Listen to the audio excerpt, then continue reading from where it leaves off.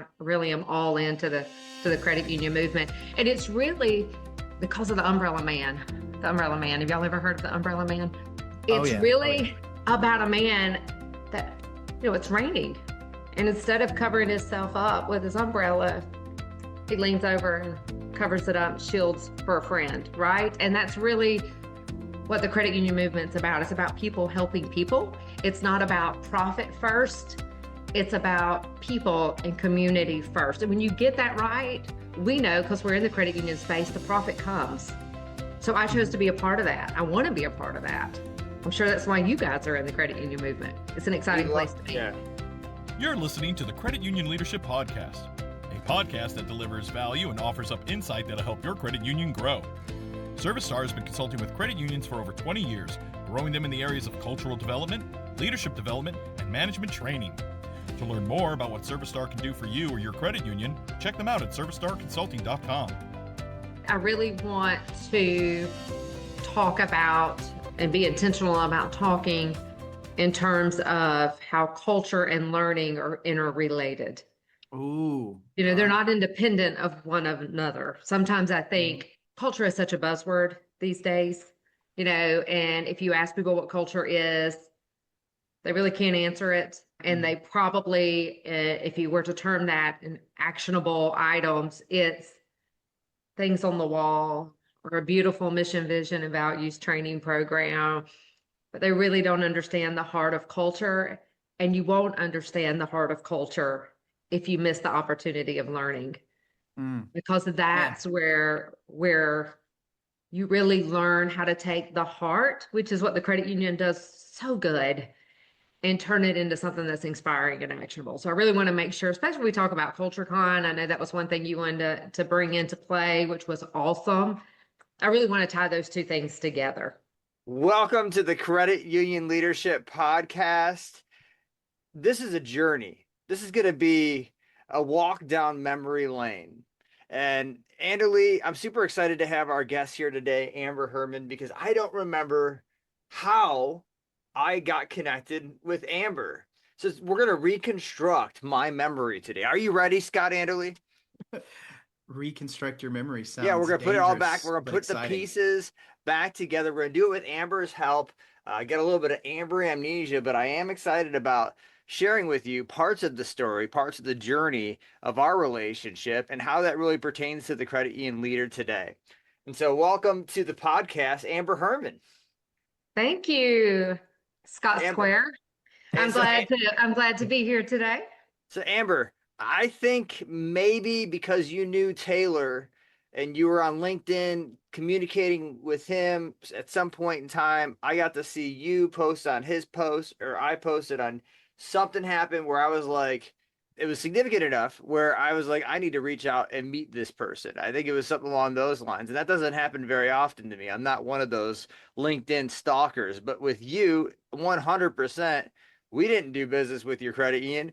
I didn't meet you at a conference. I believe this is a stalking event. I think I stalked you and it worked. And we've been buddies for about a year and a half now. And here you are. You're on the Credit Union Leadership Podcast. Tell us a little about your movement in the credit union movement. How'd you get here? What gets you excited about working for credit unions? Great question. Glad to be here and very thankful that you stalked me. And I'm not real sure how it all came to be, but I do know you've been a great coffee break buddy for over a year now. And I enjoy those times that we get to share and learn and grow together so much. I think it did start with Taylor. If you notice, we have a little bit of the same taste in wardrobe. Technicolor. He's Technicolor. So we kind of synced up. And then, yes, along that journey of getting to know what ServiceStar was all about, I landed here with you, Scott. So how did I get into the credit union space? Here's my story. I'm a reformed banker. The Reformation is great. Yeah, it's good. I know it is actually great. And I'm thankful that you said that because I appreciate my investment in the banking industry. And I was there for 17 years in a leadership role. So a credit union that I actually opened my very first checking account at when I was 16 years old, posted a position for a regional manager, and a friend of mine tapped me on the shoulder and said, girl, you need to go do that. I'd been a member of the credit union for a long time, but I didn't really know about the credit union movement. I At didn't know least the 10 years. difference between banks and credit unions, right? Yeah. So many people don't know. And I'm so thankful that I took the nudge that my friend gave me and jumped right in, because I really am all into the credit union movement. And it's really because of the umbrella man. The umbrella man. Have y'all ever heard of the umbrella man? Oh It's yeah. Oh, yeah. really about a man that, it's raining. And instead of covering himself up with his umbrella, he leans over and covers it up, shields for a friend, right? And that's really what the credit union movement's about. It's about people helping people. It's not about profit first. It's about people and community first. And when you get that right, we know, because we're in the credit union space, the profit comes. So I chose to be a part of that. I want to be a part of that. I'm sure that's why you guys are in the credit union movement. It's an exciting place to be. Yeah, we love people helping people, and you are people helping people now. So you've lived that world of credit union life, and now you get to live a new life. Tell us about your new gig. It's that wonderful credit union world that we live in, where we're all interrelated, interconnected, all sharing together and working in that same direction of helping people. So yes, I have a new gig. I am the director of client experience for Strum Platform, which specializes in data analytics, marketing automation, CRM systems. So this opportunity really allows me to cast a wider net, to take all those, I don't want to tell you how many years because it'll age me, but all the years that I've been able to be on the front line or supporting in a sales leadership role, the marketing team or the project management team or the indirect team or the mortgage team, and say, hey, here are all of the experiences I've had. We've got a great platform, but I'm going to show you how to ignite it. So I just get to cast a wider net. Now, talking about experiences, you've asked me a question almost every time we've connected. What's on your dream board? What books are you reading? What podcasts are you listening to? And I got a weird text from you last summer. What credit union conferences, or better, what non-credit union conferences should I go to? What do you think? And I didn't have a good answer. So I texted a guy that I used to play in the NFL. I texted my favorite podcaster, and I texted the best keynote that I am friends with and have a cell phone number for. I asked all of them the same question you asked me. Only one of them responded, believe it or not. He gave me a list of options, and I sent that list to you, and you picked which credit union conference or which non-credit union conference did you pick? I picked CultureCon. I really want to go back again this year. It was so great. And I took your list and I went out there and did a little bit of research, checked them out on social media. And I'm like, those people, those are my people. They're culture geeks. I want to learn from those. I think you have to step out of comfort and the space that you live in every day, because the same conversations are happening at those tables. We're recycling ideas. We're maybe putting a little bit of a bow or packaging it up differently, but it's really the same conversations. And what we do best in the credit union space is people helping people. That's our DNA. So I wanted to take what we do best, find some new inspiration to be able to bring back that element of surprise and delight. So your people say, wow, I didn't see that coming. And even though we do it great in the credit union space, there are other industries that set the bar that we could say, hey, how can we take that idea and scale it to our organization so that people feel valued and want to show up tomorrow? Because that's really what it's about. Last year, we started a book club, and the first book that Scott Anderley and I chose, what was the book that we picked, Scott Anderley, last year to read? Actually, I was just thinking about that with you talking about, Amber, taking the best ideas from other people and implementing it. We were reading Unreasonable Hospitality by Will Guidara. No, oh man, look at that. I knew you were going to ask me about this because I'm obsessed with this book. I'm obsessed with this. Yes. It is so awesome. What I told Albrecht when we were picking our first book is I said, this is basically a case study of Vertex, our leadership program, where you see it in action. But one thing, like you said, let's take the best of what they do. Something I've stolen. Well, I believe great songwriters steal, a quote from Bob Dylan. Will Guidara talks about this idea of finding recurring moments that happen every day and saying, how can we turn this mundane moment into something insane? So for us in service excellence, we talk about taking every moment of truth and turning it into a positive moment of truth. And now one of the activities we do when we talk about extra effort in all areas is I ask people to say, based on your job, what are the moments that happen every day or every week, or I even do a callback to another exercise from empathy of when is it hard to be empathetic and say, all right, how can you take those moments and make this into like a huge positive moment of truth, make this into something insane? And it's crazy. I'll share this one story. One that I've gotten often with credit unions at branches is they say, oh, well, when we open new accounts, we usually just say, here, your account's open. You can go make a deposit over there with that teller. And what people have started doing now is saying, you know what? I need to thank them for their membership. And it started off, someone said, you know what? I could go take the deposit and do their first deposit for them. And then someone else says, oh, you know what we could do even better is walk with them, introduce them to the teller and be like, wow, thank you so much. And make it a big deal as they put in their first deposit and let them know like this is a partnership because of that. And it sounds like from CultureCon, you got a lot of ideas that you were like, hey, let's bring back to your credit union, or how could you communicate? Were you at Strum when you went to this? No, I was in the credit union space. And here's what I really appreciate about that journey and the credit union that that I served in for 7 years. It kind of let me just do my thing, and what I learned from that, from those leaders, we just need to get out of people's way sometimes, right? And let them show up and let them show out and see what they're really capable of. And that's what the credit union let me do. So I went to my leader and said, hey, I know I'm the organizational sales leader. Trust me. I want to dive into culture, because if we can get the culture right, which really is rooted in learning, we're going to have more meaningful conversations. We're going to be able to give better financial guidance and advice, and we won't have to micromanage or articulate every play-by-play of what that, to your point, that new member onboarding should look like. It will grow organically because our people feel good and they feel valued and they feel empowered. And we're not going to learn that just going to the same conferences over and over again. I want to get radical. I want to get unreasonable. And let's come back with some great things. So he allowed me to just take culture and run with it. And the last year that I was with the credit union, I could not have been more fulfilled, because what's most important to me, my passion does lie in coaching and developing people, for sure. I love sales, but it's truly more than that. It's truly about making people feel valued in a way that they go home to their family and they feel like they belong and they feel like they're making a difference and they feel like they're heard. And that when they're not invited to the table, someone says, wait a minute, don't forget her.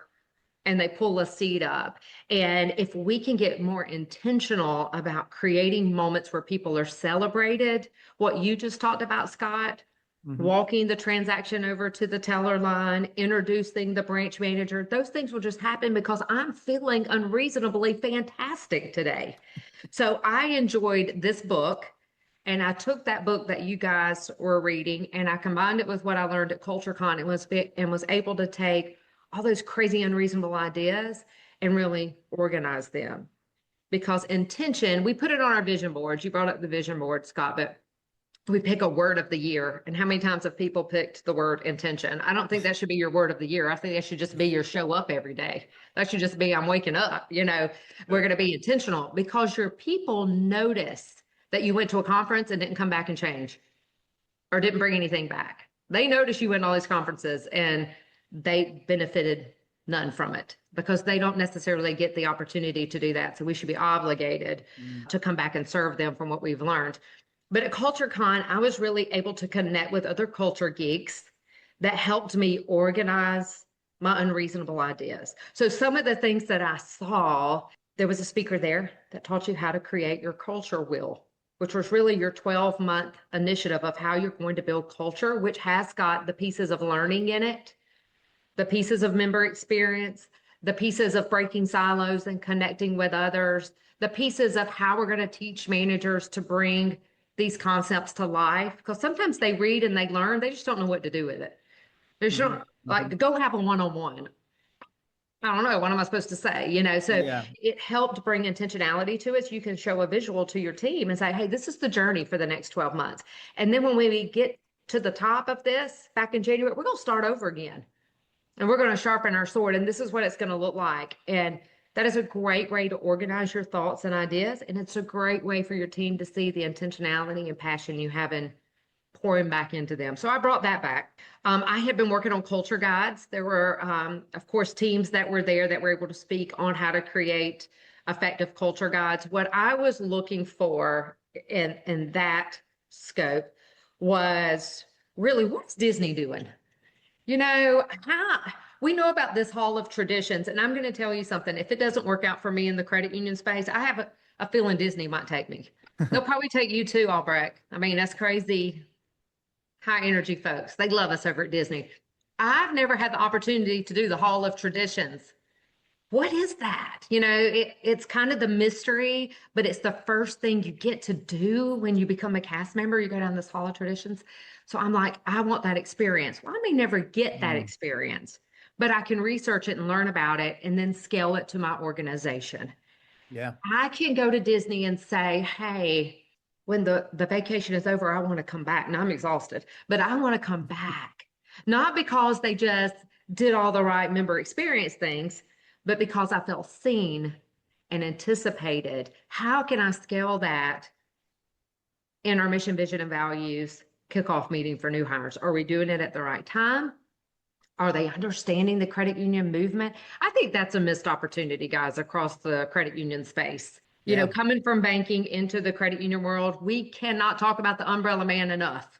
And I know somebody named Taylor who does a really good job of telling that story because that's where I learned about it. And I feel like that should be our hall of traditions. Start it off, bring out all of our cast members in, and let's talk about the umbrella man. And I'm not sure that you'll get those ideas sitting at the tables and going to the conferences only that have people like us in it. You're going to have to go over here and learn from other industries that are doing wild and unreasonable things, like Will in the restaurant industry and his hot dog story. Yeah. Going just as you're talking about that. Well, first, a question I have, when you say culture guides, is that like an actual document or something they had at the conference? Or is that something you're saying, because of this culture wheel, I want to create to make sure my team knows how to implement this culture? Correct. Yes. So that they have a visual, a guideline, a roadmap, and they can see, hey, we're going to do these things quarterly. This will be your part in between these initiatives, that because some of the initiatives need to be organized corporately. Right? Yeah. You need to put the playbook together. You need to build a culture guide and say, this is what the credit union movement's about. This is the heart of our credit union. This is our history. You know, let's tell that story and get people really pulled in and wrapped into what the three of us really love about being in the credit union space. And that could be our hall of traditions. Bring in our new hires, do all those things, present them with a beautiful book. Because I feel like Disney would. I feel like Disney would give you something. And we can say, oh, they give you a cookie too. About. I think they give you a cookie. If I were to work at Disney, Pluto all the way. I'm a mascot and I'm Pluto. I'm Mary Poppins.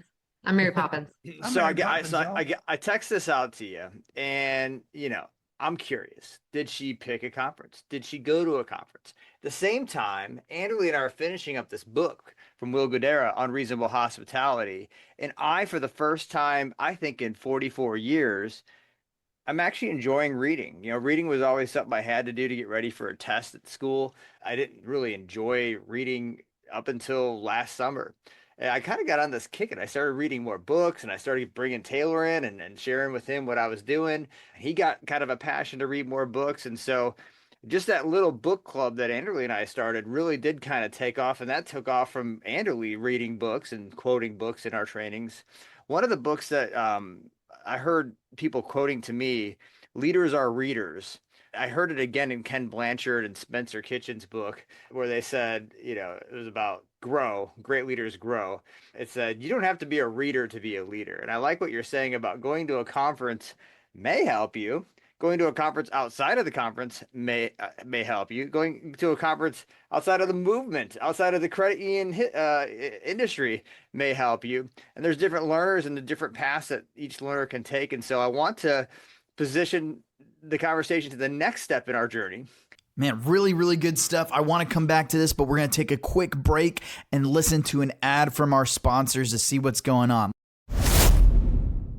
An investment in leadership is one that pays dividends in your others. I'm Scott Albrecht, guest on the Credit Union Leadership Podcast and Vice President of Learning and Development. And man, oh man, our upcoming Emerging Leaders course is something that I didn't get as a department manager over several departments in the credit union movement. And the average manager in America doesn't go to manager training until they've been a manager for 10 years on average. We send the average teller to 2 to 3 weeks of teller training.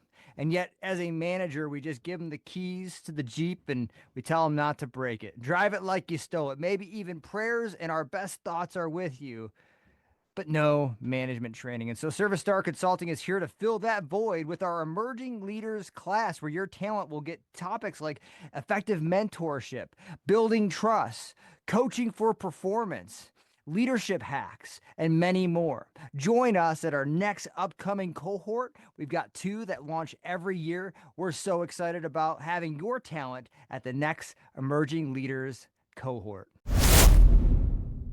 All right, let's get back to it. Which is, I find out that you're going to CultureCon. I'm super excited. We're texting in August of last year. I'm like, this is amazing. This is so cool. And she's like, yeah, ... And I'm like, what am I missing? She's like, well, remember that book that we're so excited about? Amber, tell the audience what you found out right before you went to CultureCon. What were you going to miss while you were at CultureCon? So I'm all pumped up and excited. Scott helps me find a conference. I'm jazzed. I'm ready. I'm going to Vegas, on top of going to a fabulous conference. So I'm super excited. And then ...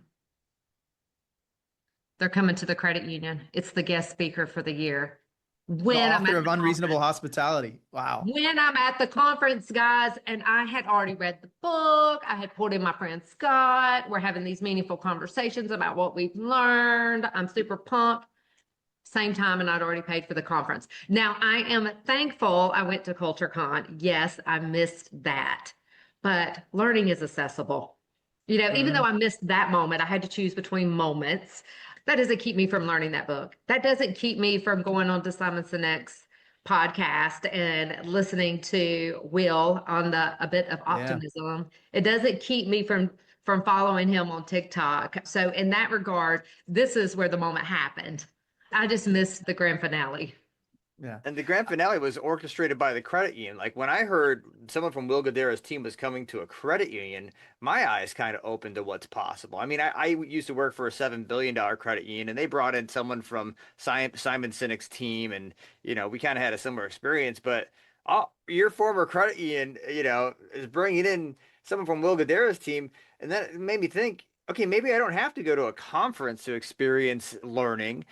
These all-employee team days. Tell me about the buzz in the hallways at your credit union leading up to this event you were going to miss. And then after the fact, you get back from CultureCon. Obviously, Will Guidera's team had been there. What were some of the buzz culture feels that you got after that all-employee in-service team training day? Great question. How many times do organizations bring in someone fabulous to speak to the team?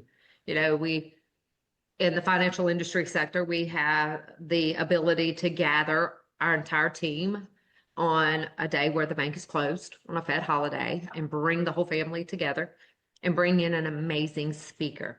If you don't do anything before the speaker shows up and you don't have a call to action after it, then you spent a lot of your members' money on a single moment instead of a movement. So there really is a roadmap to doing that impactfully. So we'll use Unreasonable Hospitality since you brought that one up. But there's so many experiences that I could share with you. So you've got the speaker on the calendar. We're gonna talk about the hot dog story. And for those who don't know it, go out there and find it. It's really great. These are the things that we're gonna learn when the speaker comes in. We have to fully equip our leaders before the speaker gets here. We're going to need to say, hey, we're about to read this because you've got leader in your on your name tag, and we're going to really engage in this, and you're really going to learn from this, and I'm going to make you kind of share some ideas. Now, the fact of the matter is, when you say book club, Scott, people run and scream. I think some cry. They cry. They really don't. They don't want to read. So maybe reading's not your thing, but we can meet people where they are. There's no excuses anymore. There's no boundaries. Again, we've talked about podcasts. We've talked about social media.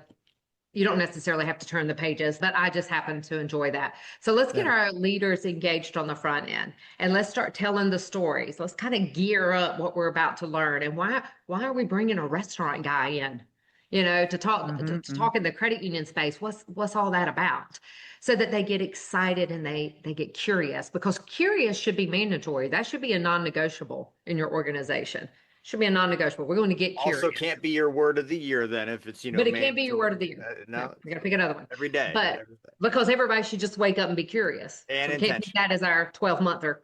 That's right. So you do all that pre-work, you have your grand moment, and you let that person do what they do best, and they pour into your team and they ignite a fire, and then nothing happens afterwards.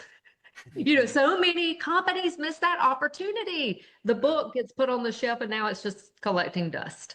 Yeah. What are we doing afterwards? How are we gathering our people to say, okay, what's going to be your hot dog?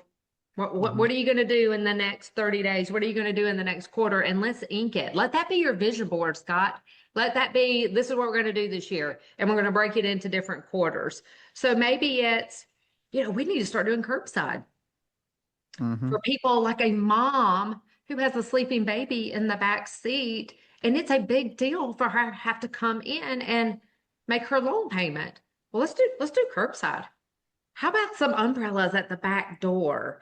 It's raining, and I have a senior citizen that's getting ready to leave our branch.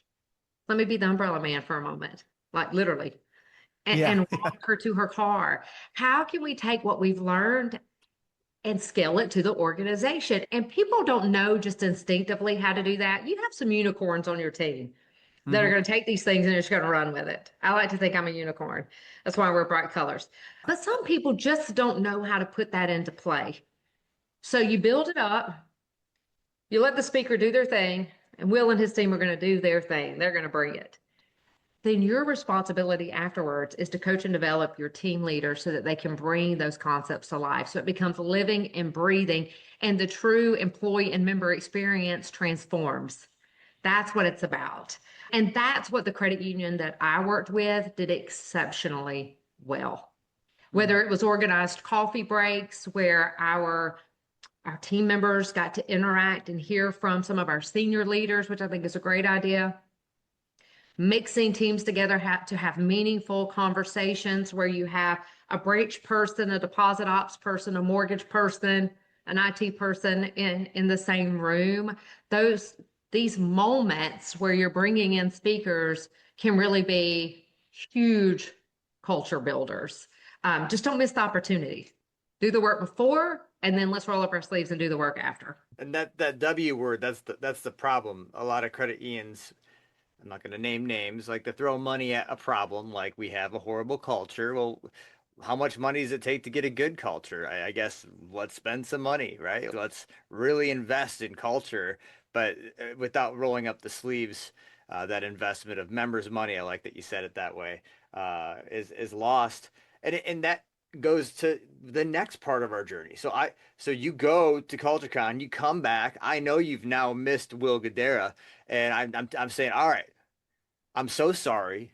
How can I make this up to you? And you say, no, Scott, I'm good, because I learned so much. And I was like, well, we should probably have you on the podcast. And you say, great, ... And I'm like, what's up with the 3 dots? So I don't work at the credit union anymore, Scott. So when you have me on the podcast, I'm going to be doing what you guys do at Service Star. I'm going to be serving people helping people. And I'm like, oh, well, hey, we're going to make this into a journey podcast. We're going to talk about that third phase of learning, which is what? So, okay, I can go to a conference. I can go to a conference outside of the industry. I can bring the conference to me and have an all employee training day, but also as a leader, I can go to a vendor, right? So I don't have more than one person in a training capacity for my credit union. I got an HR person who knows benefits and payroll, but we really don't have that learning and development asset on lock at my credit union. It's time to partner with a vendor like Strum, a vendor like ServiceStar. And so where's the value in, if I'm a leader, maybe I don't have to be a reader, but if I'm a leader, I definitely have to have that learning capability to build culture. Where does partnering with a vendor come into that recipe of menu items? You got me hungry for hot dogs now. So that is a great question. This may not be a popular opinion, but you didn't necessarily invite me to come on the podcast to say everything we've always heard, right?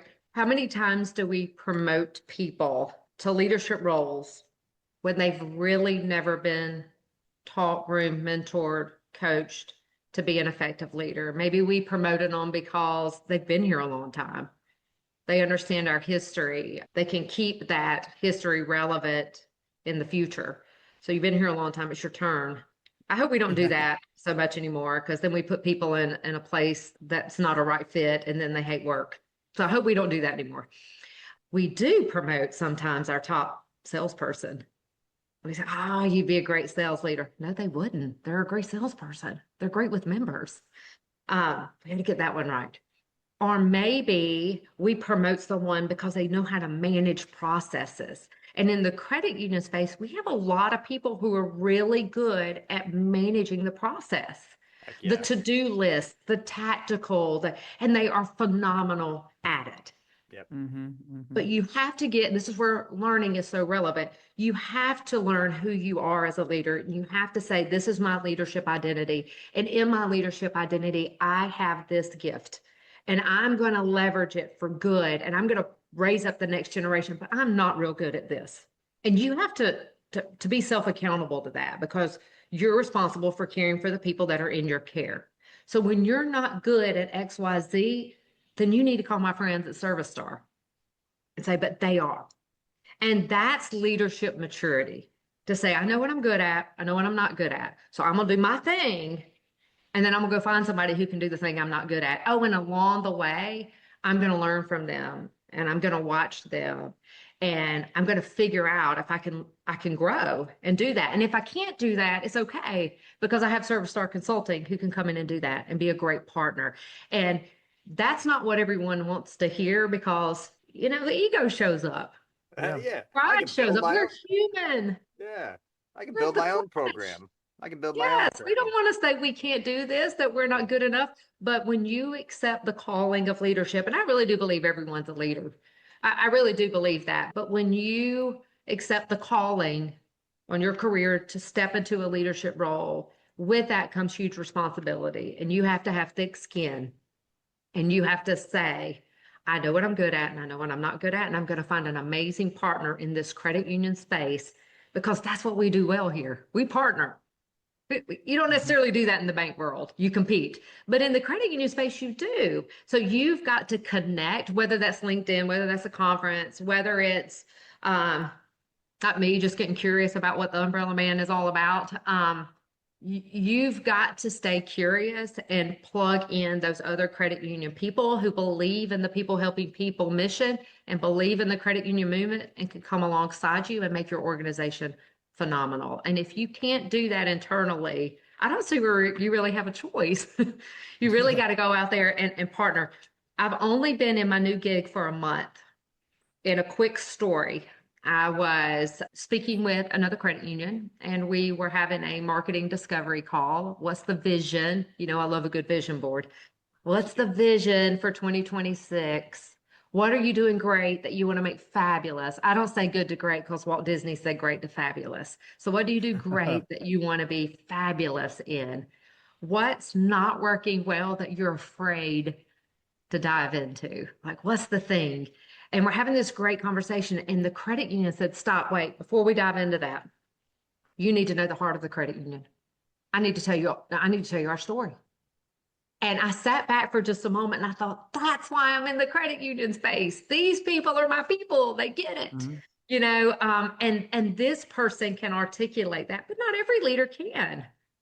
So when you can't, find an umbrella man who can come in and do that for you until your skill set has leveled up to where you're able to deliver that daily. I don't think you're going to get that from a book. I love a book. I know we're competing a little bit on how many books, we're reading each year, but I'm not sure you can just get that from a book. I think you've got to find you a Scott out there that you can say, okay, fired up about unreasonable hospitality. Now, what can I do with it? What ideas do you have that I can take back?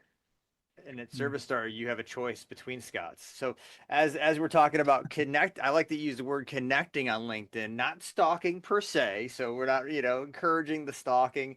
How is this connecting with you, Anderly? What's percolating in that brilliant mind of yours? Man, so much stuff. One thing you had said way back when, but I did want to call it out for listeners, is you had made a quick comment, Amber, saying about readers or leaders are readers. And then you said it doesn't have to be that way. Learning is accessible. And I want our listeners to hear that. Like right now, listeners, you are accessing something to learn.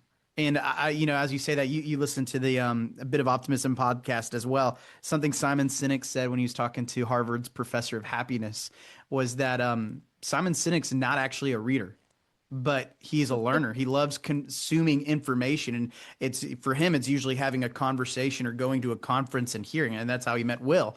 So I want listeners to hear, like, if you think, hey, I'm not a reader, well, we live in such an age where you can learn in multiple different ways. Now, personal opinion, I think there's a discipline that comes from reading. You're sitting down, you're focused, you're committed to it.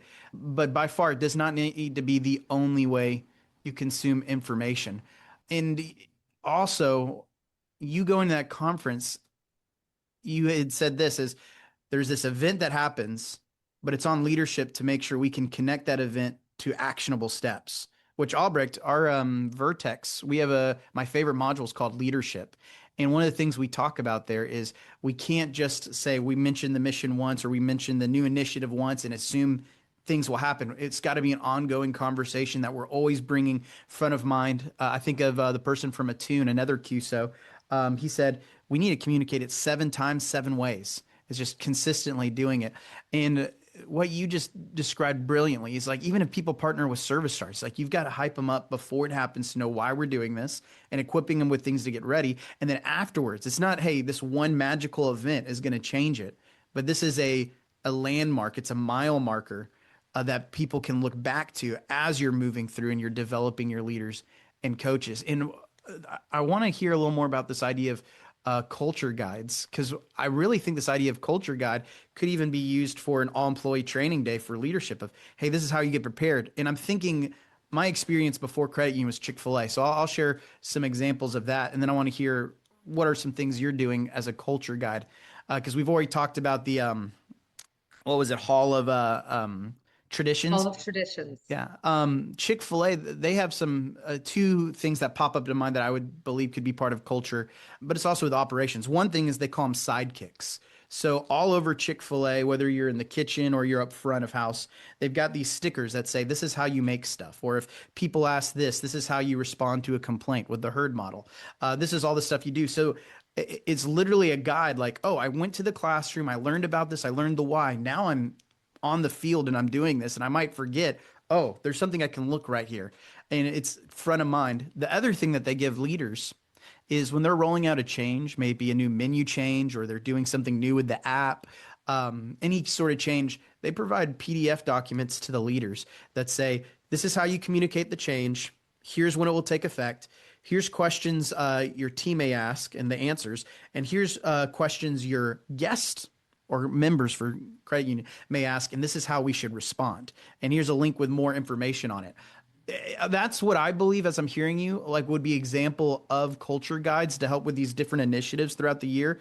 Am I following you, or is it something slightly different? Conceptually, yes. You could use that framework for really anything. I had the privilege of overseeing a program at my credit union that led to raising up the next generation of leaders.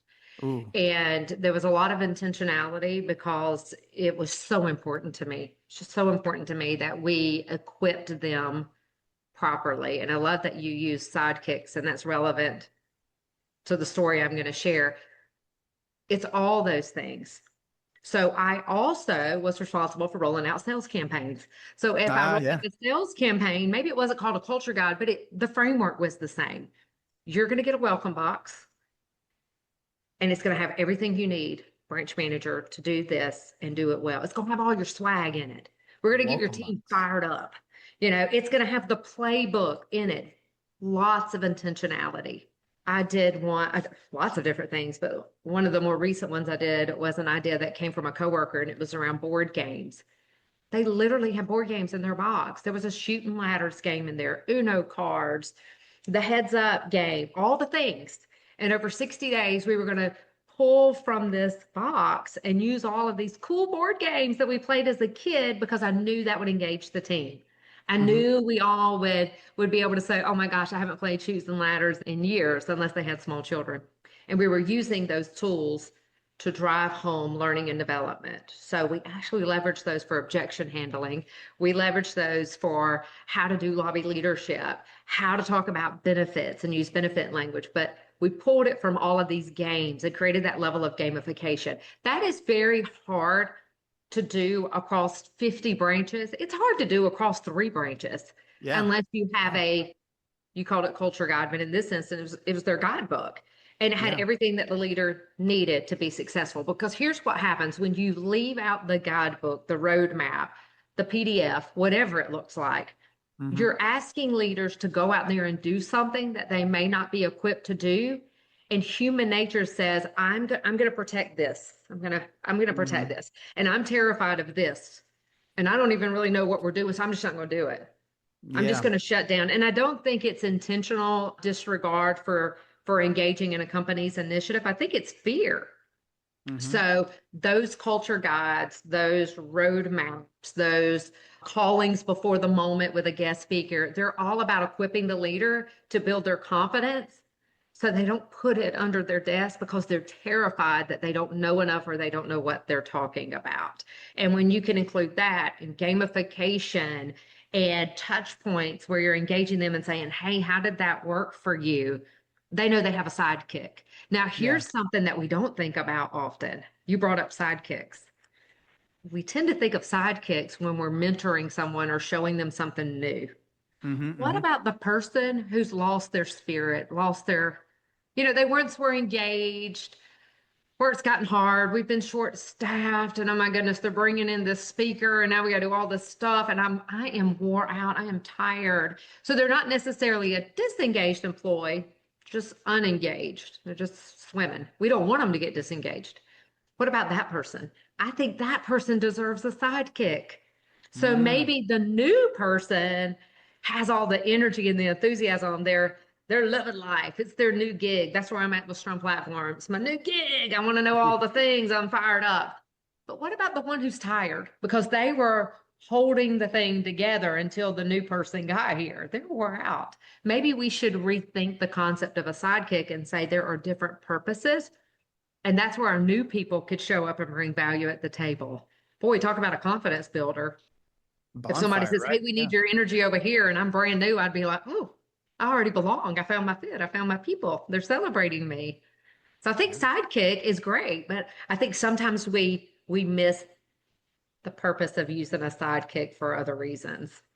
Now, Anderly, if I am your Robin, will you make me sit in the sidecar of the motorcycle, or can we have 2 motorcycles in the sidekick analogy? Dude, that we're on the we're same motorcycle. We're We're holding on to each all right, other. okay, hey, all right, we got a bromance going on. We are rocking it out. Talking about rocking it out, we are almost out of time. So, Amber, I want to toss it back to you. You get the final word on today's leadership podcast. Leaders don't have to be readers per se, but they should be learners, because culture is curated through curiosity. If you had one last thing to say to the credit union leaders in this great movement, what say you? What would it be? And you are going to ask this, so I was already thinking about it. We have talked about taking learning and making it actionable. So here's the call to action.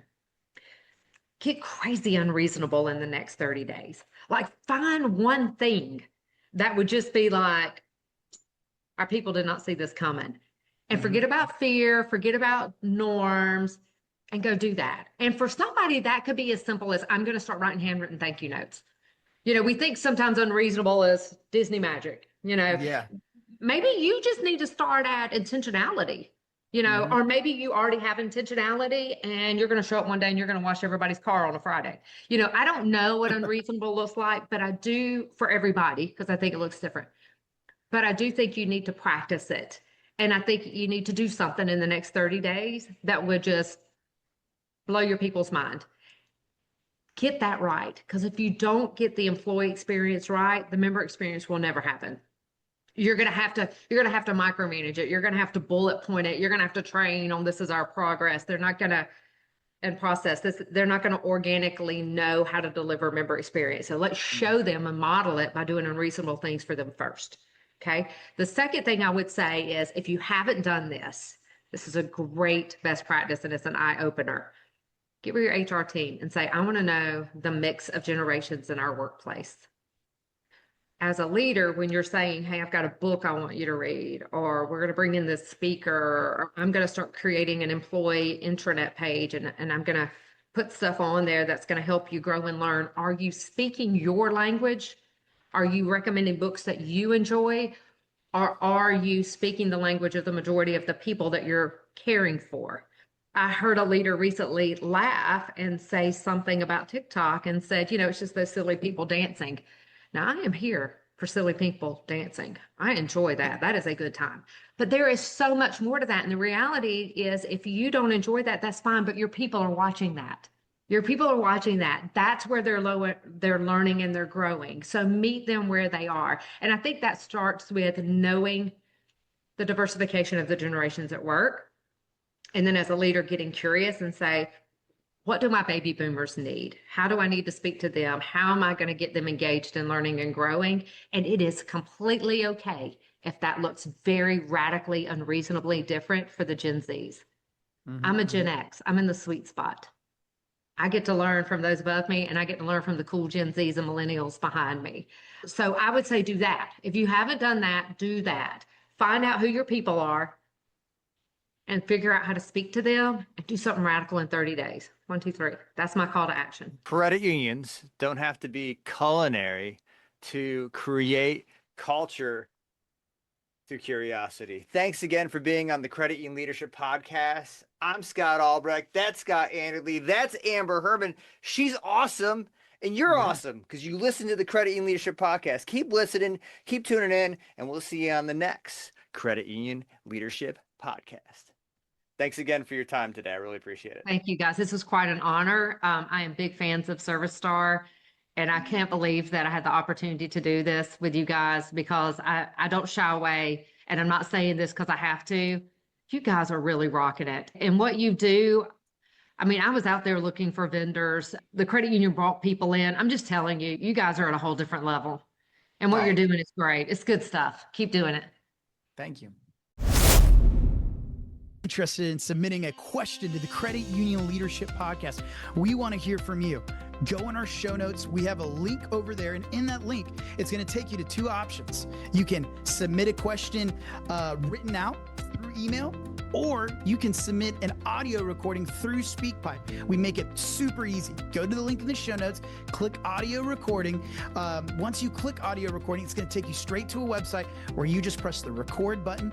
You've got 90 seconds to submit a question or submit you catching doing somebody do it right. And then you just type in your name and email address, and that's it. It comes straight to us, and we'll take it from there. So you don't need to download anything. You don't need to get any new software. You just go to this website, press record, and click submit, and we're good to go. So go to the link in the show notes, click if you want to submit a question written out or through audio, and we'll take it from there. Thank you, guys. We'll see you next time. Hey, we are on YouTube. We've got video podcasts. So click the link in the show notes, watch our YouTube video. We're working on how to get videos on Spotify and iTunes, Apple Music, things like that. But what we've learned is that people are 80% more likely to remember something if there's a visual associated with it. So watch our video podcast, comment, let us know how we can be better. Let us be part of your journey. Thank you so much. Service Stars target leadership. Credit unions executives, we cannot afford to have breakdowns in key leadership areas. If you have breakdowns in communication, what's that going to create? Unnecessary conflict, drama, and just dropping the ball. If we have breakdowns in relationship, what does this create? Mistrust, toxic environments. If there's breakdowns in alignment, we're wasting effort. We're losing time. There's division. Breakdowns in execution. Oh my gosh, we're talking about unmet goals, missed deadlines, blown budgets, and damaged credibility. These are the things you don't want. What you need to do is gain insights into your strengths and weaknesses by diagnosing each of these leadership areas and pinpointing opportunities for improvement. And guess what? Service Star Consulting and Giant Worldwide are joining forces to nurture credit union leaders who can inspire. We've got a certified coach, Peter Tyson, who is going to test these out and work on these skills to help you develop your talent, your alignment, your reflection, your growth, your engagement, and tailored coaching sessions, one-on-one coaching sessions where you get to reflect what you've learned on during these courses. This is a great thing. If you've taken Emerging Leaders and Vertex, this is the next step in your leadership journey. This is meant for managers, directives, and executive leaders. It's also meant for people that want to become executive leaders. So don't wait. Sign up today. The link is in the show notes.